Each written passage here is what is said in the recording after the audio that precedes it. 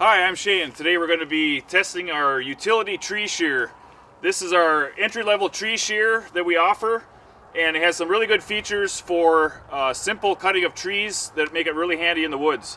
To start off with, we use a very large cylinder. It's a 5-inch diameter cylinder with a 12-inch stroke. At 3,000 psi, that provides about 59,000 pounds of force at the cylinder pins. We're pushing a 1-inch thick blade that's made out of high-strength AR 400, not only for strength, but also because it's abrasion resistant. It's going to last longer. And the opening then at the jaws is about 14.5 inches from the tip to tip. And so that means you can get about a 12-inch tree into the jaw area. The frame plates are 1-inch plate steel, both top and bottom. And the knife shears very cleanly because it passes between both of those plates when it closes here. We also have 1/2-inch teeth on top and bottom to kind of help grip the tree as you're shearing, keep it from slipping out. The frame pivot pin is a 3-inch pin that's greasable, and the knife pivot pin is a 2-inch diameter pin. The pins on the cylinder itself are 1.5 inch diameter, both base and rod. So we're going to start off by cutting some smaller trees here. I don't know what type of tree this actually is. It's similar to a popple tree. It's a softwood. This particular tree is about a 5 or 6 inch diameter. We're going to cut it off as low as we can, and we'll show you what the stump looks like. It's important when cutting trees to have an idea of which way the tree is going to fall. Now, the advantage of this type of shear is that the blade acts like a wedge. And so when you're cutting the tree off, the tree will naturally start to tip when the blade starts pushing up on that side. So generally, the trees will fall to the right. But you have to look at every tree that you shear to determine whether it's plumb or whether it's leaning one way or the other. Obviously, if it's leaning one way, it's going to have a strong tendency to fall that direction. So be careful when you analyze each tree. Have an idea of which way it's going to fall. Make sure that your fall area is clear. Okay, so we just finished cutting the first softwood tree. The trunk diameter at the base is 7 inches, and we got down to about 1.5 to 2 inches above the ground, which for most applications is really good. You can't shear lower than 1 inch simply because the frame plate on the bottom is 1 inch thick. If you have soft soil, sometimes you can drive the shear down into the dirt and actually get lower. But you shouldn't need to do that unless the stump causes an issue afterwards.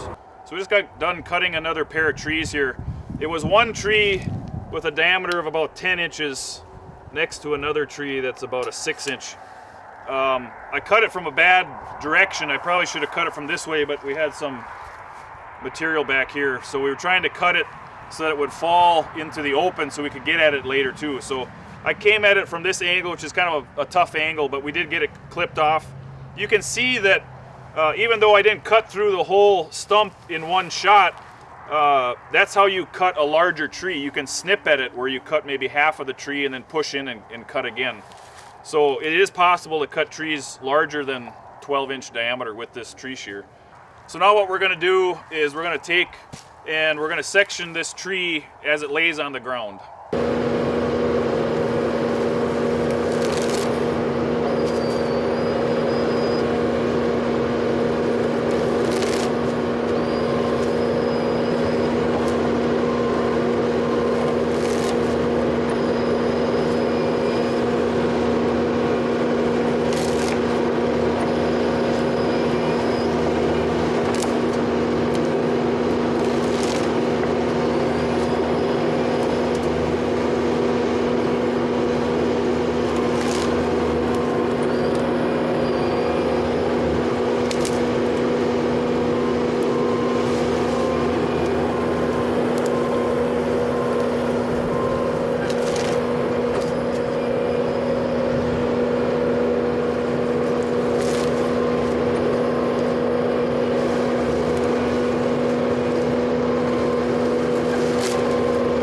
So I want to talk a little bit about the frame features. We have a very strong steel tube frame here made out of 2-inch by 3-inch rectangular steel tubing. And that is, it acts like a push bar. So on some trees, if you have a little trouble with them, tipping one way or the other. You can give a little pressure with this push bar. You can push on a little bit as you're cutting to maybe push it to fall one way or another. And we use 1/4-inch wire mesh, steel mesh here, and this is to keep branches out of the cab and from the skid steer, especially nice if you're cutting bushier type branches. Most of the trees we're going to be cutting today here will be you know, taller, slender trees, but if you're cutting something like a cedar bush or something, this comes in really nice for keeping the branches out of the cab area. I also wanted to demonstrate how you rotate these jaws so that you can section up trees that are laying down. First thing you do is you pull the linch pin out of the horizontal pin, put your foot on the step here, grab the handle, flip it up, and then put the linch pin into the vertical pin here. So that locks it in the vertical position. Now you can easily drive along and section up trees that are laying on the ground.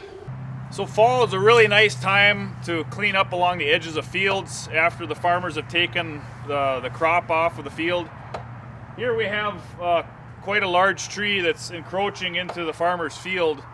So we're going to flip the blade up into the vertical cutting position, and we're going to cut these limbs off. I'm going to leave them fairly large so that I can pick them up and carry them somewhere with the skid steer. I don't know what kind of tree this is. It might be a kind of willow, but it does look like it's fairly large and fairly hard. So we'll give it a try. We'll cut off these limbs here at least flush with the edge of the field, and we'll get this growing area back.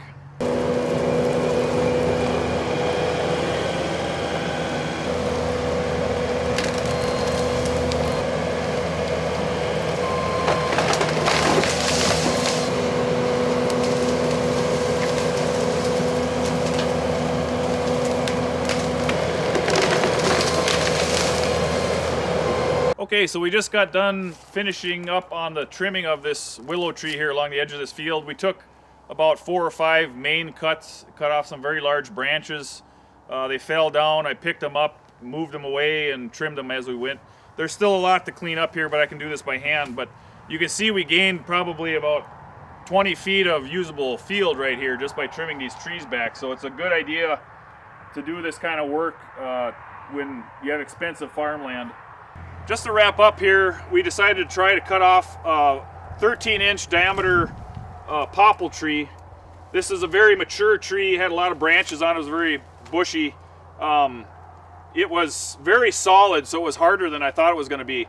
The first cut, I went through about 2/3 of it, and then I backed up and took another cut, and I finished off the rest of it. It fell to the right, just like expected. So I was very impressed that we could cut off such a large tree with such a simple tool. So you can really see by what we've done here today how versatile this tool is. We did a branch trimming for a field. We did some clearing of small trees and also a large tree.